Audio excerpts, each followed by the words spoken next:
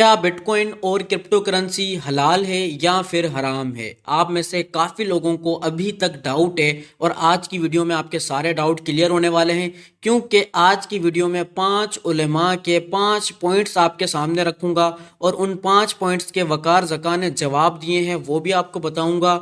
Complete explanation के साथ आपको समझाऊंगा। वो वीडियो भी आपको दिखाने वाला हूं कि किस वीडियो में वकार ज़का और उलेमा की आपस में बात हुई थी और फाइनली क्या डिसाइड हुआ कि क्रिप्टो करेंसी हलाल है या फिर हराम है। और एंड में मैं आपको एक अपनी जो है वो एडवाइस दूंगा, अपनी तरफ से एक सजेशन दूंगा। मेरे भाई, आपने वीडियो को कंप्लीट वॉच करना है और फिर आपने फैसला करना है। फैसला आपके ज़मीर का होगा मेरे भाई। आपने वीडियो को कंप्लीट वॉच करने के बाद आपने डिसाइड करना है मेरे भाई कि वाकई में क्रिप्टो करेंसी हलाल है या हराम है। अब कुछ लोग कहेंगे कि यार कौन से 5 उलेमा हैं, कब वकार ज़का ने कहा? तो मेरे भाई यूट्यूब पे चलेंगे, यूट्यूब पे चलने के बाद सर्च करेंगे क्रिप्टो करेंसी हलाल और हराम। हमारे सामने चौथे 5वें नंबर पे वो वीडियो आ जाएगी जहाँ पे उलेमा वर्सेस वकार ज़का लिखा हुआ है। तो आज से 1 साल पहले ये वीडियो अपलोड की गई थी और इस वीडियो में कंप्लीट डिस्कस हुआ उलेमा और वकार ज़का के बीच में, क्रिप्टो करेंसीज को लेकर, मेटावर्स को लेकर। ओवरऑल मेरे भाई ये 41 मिनट्स की वीडियो, ये बहुत बड़ी है। मुझे पता है आप में से कुछ लोग नहीं देखेंगे, इसलिए इस वीडियो को मैंने 10 बार देखा है। 10 बार देखने के बाद मैं जिस नतीजे पे निकला हूँ वो आपके साथ शेयर करूँगा।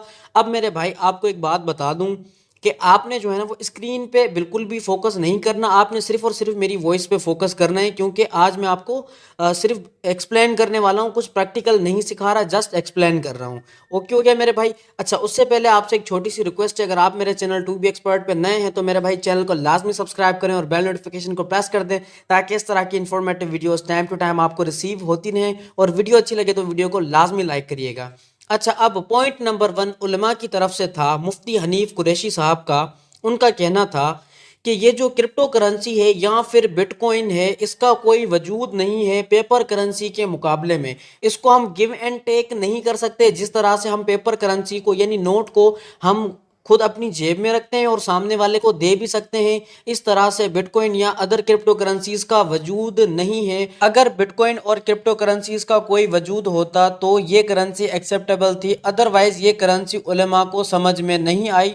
मुफ्ती हनीफ कुरैशी का ये क्लियर स्टैंड था। तो अब आप वकार ज़का का यूनिक सा आंसर सुने। उनका कहना है कि इंटरनेट की दुनिया में सारी चीजें वर्चुअली वर्क करती हैं, जिसका कोई वजूद नहीं होगा, प्रैक्टिकली कोई वजूद नहीं हो सकता।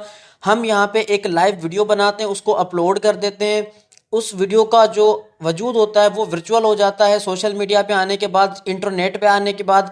हाँ, वीडियो क्रिएटर का वजूद होता है, जिस तरह से बिटकॉइन जिस बंदे ने बनाया उसका वजूद है, लेकिन बना के जब रिलीज किया वो इंटरनेट की दुनिया में आया, फिर उसका कोई वजूद नहीं रहा प्रैक्टिकली, फिर उसका वजूद वर्चुअली है। यानी टेक्नोलॉजी और इंटरनेट की दुनिया में किसी भी चीज का प्रैक्टिकली वजूद नहीं होता।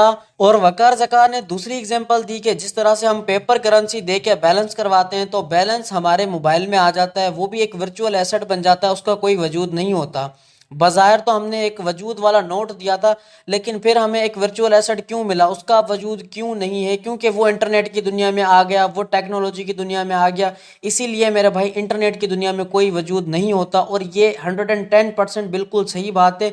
मैं वकार भाई की बात से 110% एग्री करता हूँ। और उल्मा का जो दूसरा एतराज़ था वो ये था कि बिटकॉइन या क्रिप्टो करेंसी को स्टेट बैंक ऑफ पाकिस्तान या पाकिस्तान की रियासत जो है वो इस करेंसी की जिम्मेदारी नहीं लेती, और दुनिया की बड़ी बड़ी रियासतें भी इस करेंसी की जिम्मेदारी नहीं लेती, इस करेंसी को लीगली जो है ना वो सपोर्ट नहीं करती। इसलिए भी ये करेंसी समझ में नहीं आती, क्योंकि अगर कोई रियासत एक चीज़ की जिम्मेदारी ले ही नहीं रही, दैट मीन्स कि उस करेंसी में लॉस होने के ज़्यादा चांसेस हैं। वो करेंसी कहीं ना कहीं डिफ़ॉल्ट जोन में है, उस करेंसी की कोई जवाबदारी नहीं है, कोई जिम्मेदारी नहीं है। इसलिए इस करेंसी में जो है वो अपने पैसे इन्वेस्ट करना ठीक नहीं है। उलमा का ये स्टैंड था। इस पे वकार ज़का का कहना था कि बिटकॉइन एक डिसेंट्रलाइज करेंसी है, ये सेंट्रलाइज करेंसी नहीं है, इस करेंसी को किसी गवर्नमेंट की ज़रूरत नहीं है। और फिर वकार ज़का ने बड़ी खूबसूरत बात कही कि जो पैसे आपकी जेब में होते हैं या आपके एटीएम में होते हैं वो सेंट्रलाइज होते हैं, उस पर गवर्नमेंट का हक होता है, गवर्नमेंट टैक्स भी लगाती है, आपसे पैसे भी ले लेती है। और जब आप एटीएम से निकलवाने जाते हो तो गवर्नमेंट ने आपकी लिमिट सेट कर रखी है कि 25,000 से ऊपर आप नहीं निकलवा सकते। لیکن اس کرنسی میں ایسی کوئی لمٹ نہیں ہے۔ بٹ کوائن کو بنانے کا مقصد تھا ہی یہ کہ یہ ایک ڈی سینٹرلائز کرنسی ہو، دو بندوں کے بیچ میں ہے نا اس کی ٹرانزیکشن ہو اور وہ اپنی مرضی سے جتنے چاہیں اسی وقت نکلوا لیں، جتنے چاہیں سینڈ کر دیں۔ یہ کرنسی کسی گورنمنٹ کی محتاج نہیں ہے، یہ ایک بادشاہ کرنسی ہے۔ آپ کو اس میں انویسٹ کرنا چاہیے اگر آپ گرو کرنا چاہتے ہو، کیونکہ یہ ایک خود مختار کرنسی ہے اور اس کرنسی پہ دنیا کی کسی ریاست کا کوئی حق نہیں ہے۔ آپ اپنی مرضی سے ارننگ کرو گے، آپ اپنی مرضی سے اپنا لاس کرو گے، جو کچھ بھی آپ کرو گے آپ اپنی مرضی سے کرو گے، کسی گورنمنٹ کا یا کسی تھرڈ پارٹی کا اس میں کوئی انٹرفیئر نہیں ہوگا۔ اچھا، اب میں آپ کو بتانے والا ہوں جو تیسرا اعتراض تھا علماء کی طرف سے۔ ان کا کہنا تھا کہ اس کرنسی کو ہم خرید اور فروخت نہیں کر سکتے، کیونکہ کسی بھی چیز کو ہم خریدتے ہیں تو اس کو اپنے قبضے میں لیتے ہیں، جب وہ ہمارے قبضے میں آتی ہے پھر ہم اس کو سیل کرتے ہیں۔ اب کرپٹو کرنسی یا پھر بٹ کوائن ہمارے قبضے میں تو آ نہیں سکتا، کیونکہ یہ ایک ورچوئل ایسٹ ہے، اس کا وجود تو ہے نہیں۔ اگر اس کا وجود ہوتا، یہ ہمارے قبضے میں آتا، پھر ہم اس کو بیچ سکتے تھے۔ اب یہ ہمارے قبضے میں آ نہیں رہا، تو اگر ہم اسے بائی کر کے سیل کریں گے تو یہ کہیں نہ کہیں جائز نہیں ہوگا۔ تو اس پہ وقار زکا کا کہنا تھا کہ یہ بات 100% غلط ہے، کیونکہ ٹیکنالوجی کی دنیا میں ہم کسی بھی کرپٹو کرنسیز کا قبضہ 110% اپنے پاس لے سکتے ہیں۔ ہمارے پاس ہاٹ والیٹ اور کولڈ والیٹس ہوتے ہیں جس میں ہم ہماری کرپٹو کرنسیز کو سیکیور کر کے رکھتے ہیں۔ ہماری مرضی ہوتی ہے ہم سامنے والے کو سینڈ کریں اور ہماری مرضی ہوتی ہے ہم سامنے والے سے ریسیو کریں، تو ہمارے پاس 110% قبضہ ہوتا ہے۔ جس طرح سے پریکٹیکل لائف میں کسی چیز کا ہمارے پاس قبضہ ہوتا ہے، اسی طرح سے ٹیکنالوجی اور کرپٹو کرنسیز کی فیلڈ میں بھی ہمارے پاس ہماری کرنسیز کا 110% قبضہ ہوتا ہے۔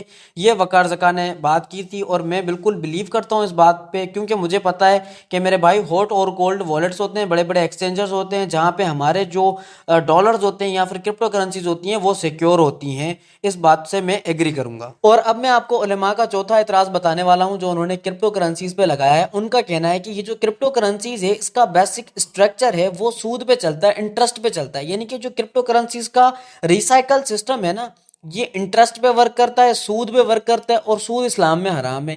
یہ علماء نے ایک اعتراض لگایا تھا کرپٹو کرنسیز پہ، جس پہ وقار زکا نے کلیئرلی کہا کہ پورا انٹرنیٹ آپ کے پاس پڑا ہوا ہے، پوری دنیا کی بکس آپ کے پاس پڑی ہوئی ہیں، آپ جائیں کہیں پر بھی مجھے چیک کر کے بتا دیں کہ کرپٹو کرنسیز کے ریسائیکل سسٹم میں کہیں انٹرسٹ کی بات آئی ہو، ایسا بالکل بھی نہیں ہے۔